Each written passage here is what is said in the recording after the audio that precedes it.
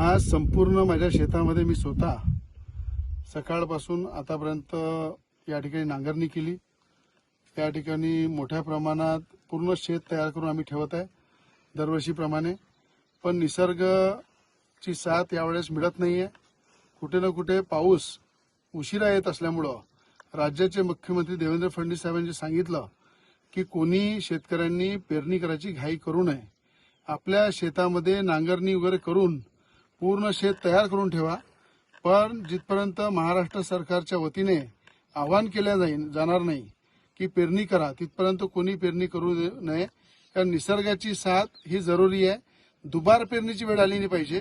दुबार पेरणीची जर वेळ आली तर शेतकरी संकटामध्ये सापडेल आणि शेतकऱ्याचं महाराष्ट्रातलं जर नुकसान झालं तर या शेतकऱ्याला खऱ्या अर्थानं मोठा मदतीचा हात सरकारला द्यावा लागेल। पण आताच पहिले आपली शेती पेरण्याच्या आधी आपण थोडंसं थांबून पेरली पाहिजे।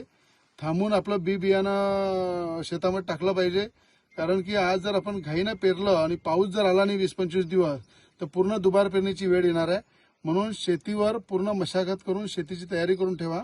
पण जिथपर्यंत सरकारच्या वतीने आवाहन केलं जात नाही, अधिकारी आपल्याला हवामान विभागाच्या माध्यमातून सांगत नाही, तिथपर्यंत कोणी शेतकरी पेरू नये ही नम्र विनंती करतो। मी सुद्धा माझ्या शेतामध्ये आता नांगरणी हे ट्रॅक्टरच्या माध्यमातून करत आहे, पूर्ण शेत तयार करून ठेवत आहे।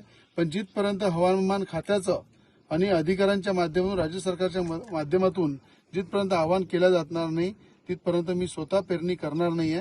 म्हणून आपल्यालाही सांगतो, पेरणी करू नका, दुबार पेरणीची वेळ येऊ देऊ नका। निसर्गाने साथ दिली पाहिजे हे देवाला प्रार्थना करा।